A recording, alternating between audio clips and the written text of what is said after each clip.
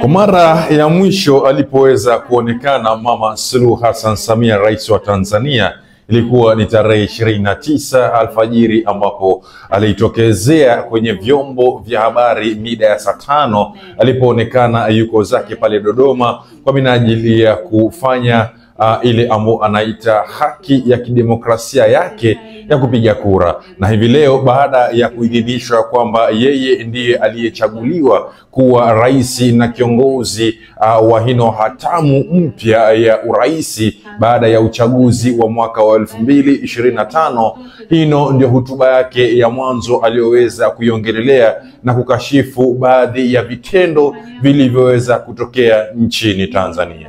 Yale yaliyofanywa maeneo hasa kwenye miji ya Dar es Salaam, Arusha, Mwanza na Mbeya na Songwe, kwa vyovyote vile hayakuwa yakiungwa mkono, hayakuwa yakiungwana na ya kizalendo.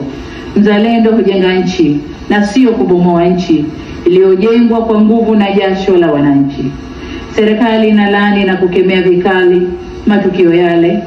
Nalotaka kusema hapa ni kwamba kwenye suala la usalama wa nchi na taifa la Jamhuri ya Muungano wa Tanzania hakuna mbadala, bali ni kutumia mbinu zote za kiulinzi na kulibakisha taifa likiwa salama. Ni imani yangu kwamba mimi na wenzangu wote tulioshiriki uchaguzi na Watanzania walio wengi tumesikitishwa sana na vitendo hivi, kwani havijengi misingi thabiti ya demokrasia nchini. Niwatake tusikubaliane na vitendo hivi na kwa pamoja tusimame kulilinda taifa letu. Yale yaliyofanywa maeneo. Mama Suluhu Hassan Samia amesema kwamba iliwalazimu watumie njia zozote zile ambazo watatumia nchini ili mradi waweze kuregesha ile amani ambayo inahitajika nchini Tanzania. Na yeye kama mkuu wa serikali ameweza kukashifu vitendo vyote vilizoweza kufanyika kwenye zile sehemu ambazo amezitaja, ambapo ni kati ya mji kama wa Dar es Salaam, Arusha, Mwanza, Mbeya na Songwe, ambapo kulitokea hivi vurugu za kutoka siku 3 mpaka leo, ambapo yeye amevikemea kwa kasi sana. Na kunao baadhi ambao walikuwa wako pale kwenye hadhara ambao waliweza kumpigia makofi kama kumsifia kwa kile alichokiongelelea. Sasa nitasoma kwa muktadha hapa. Matukio yaliyofanyika katika miji ya Dar es Salaam, Arusha, Mwanza, Mbeya na Songwe hayakuwa yakiungwana wala ya kizalendo hapa nchini. Uzalendo ni kujenga nchi wala sio kubomoa nchi. Rais mteule wa Tanzania mkuu rais mteule wa Tanzania punde baada ya kupokea cheti chake cha ushindi huko Dodoma, hii ndio kauli yake aliyoweza kuitoa, na hii ndio mara yake ya kwanza kuzungumza na taifa nchini, lakini bado hajaapishwa. Sijui kama katiba inasema rais ambaye atachukua hatma baada ya kwamba ametoka kwenye rais anastahili kuapishwa ama anastahili achukue hatma yake na endelee kwa pamoja.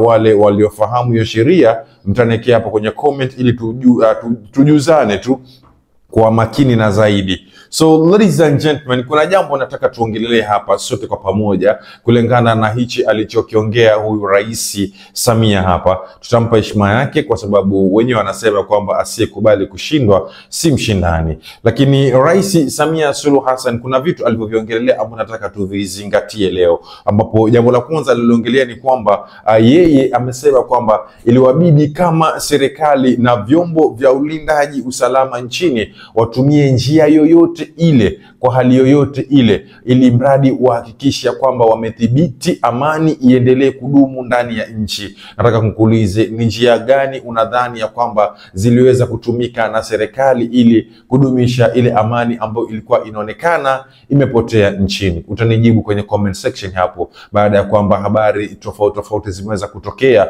ambapo sisi hapa kwa studio hatujaweza kuzithibitisha, na kwa sababu hatutaki kuongea habari za uongo za kuchochea, kutokea, basi acha tunyamazie kwa hapo. Lakini ni njia gani unahisi, na kuuliza kwa mara ya pili, ambayo serikali ya Suluhu Hassan Samia mama pale ambapo aliweza kuzitumia ili mradi amani iweze kurudi nchini? Je, unahisi ya kwamba baada ya hotuba hino ya Rais Samia Suluhu Hassan mambo yatakuwa shwari kama awali? Je, unahisi ya kwamba kule nje ama kule kando watu watajua ya kwamba sasa nchi imerudi kawaida? Je, unahisi ya kwamba hali shwari ya kawaida nchini itarudi kwa kawaida? Je, unahisi ya kwamba endapo tutafika mwaka wa 2030, yani that is 2030, mwaka 2030, je, mama Suluhu Hassan Samia ambapo atakuwa anatafuta uungwaji wa mkono kwa kipindi cha 3,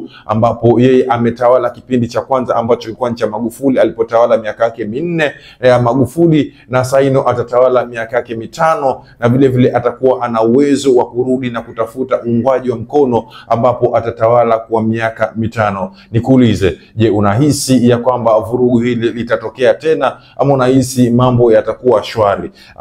Nikuulize tena pia vile vile, je, unahisi ya kwamba mama Suluhu Hassan anatakikana aite wale wote ambao ni kama wapinzani wakuu ili waweze kuketi kwenye meza moja na kuzungumza, ili wajue matatizo ya wananchi, wajue shida iko wapi, na wafahamu kwa nini wananchi walikuwa wanagoma, ili afanye vile ambavyo wananchi walikuwa wanataka, ili aonekane kwamba yeye ni rais wa wananchi wa Tanzania, na sio kwamba yeye ni rais ambaye anasikiliza sheria za kutoka kwa mtu mwingine. Ni vitu kadha wa kadha nilivyokuuliza wewe kama Mtanzania, wewe kama Mwafrika, wewe kama mwana wa jumuiya ya East Africa, kwa pamoja tuweze kuzingatia maneno haya aliyoongelelea. Turudie tena maneno yake. Swala la usalama wa nchi na taifa la Jamhuri ya Muungano wa Tanzania hakuna mbadala, bali ni kutumia mbinu zote za kiulinzi na kulibakisha taifa likiwa salama. Ni imani yangu kwamba mimi na wenzangu wote tulioshiriki uchaguzi na Watanzania walio wengi tumesikitishwa sana na vitendo hivi, kwani havijengi misingi thabiti ya demokrasia nchini. Niwatake tusikubaliane na vitendo hivi, na kwa pamoja tusimame kulilinda taifa letu. Kujenga nchi mimi sichagui. Nikimwona mpinzani amekaa vizuri na mwelekeo, na mweka kwenye serikali yangu, twende tukajenge nchi. Kwa sababu hakuna pahali pamesema baada ya uchaguzi chama kilichoshinda peke yake ndio kitajenga nchi. Hapana. Tumesema Watanzania tutajenga nchi.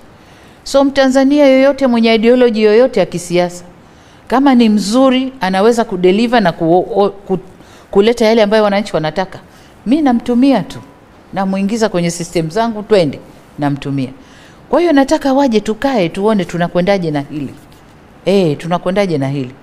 Kwa hiyo wakati ukifika wakati ukifika nitawatafuta tu. Nitawaambia